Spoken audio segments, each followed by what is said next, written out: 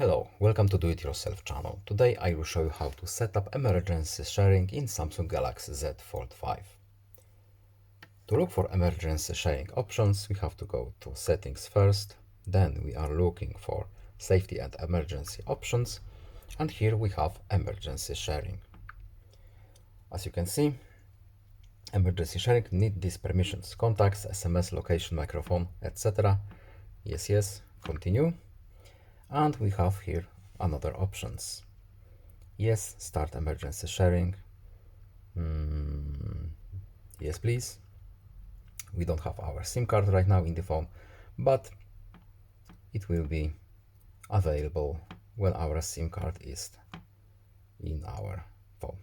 That's all. I hope this video was helpful to you. Please leave a like and subscribe. Have a nice day and see you in the next video. Goodbye.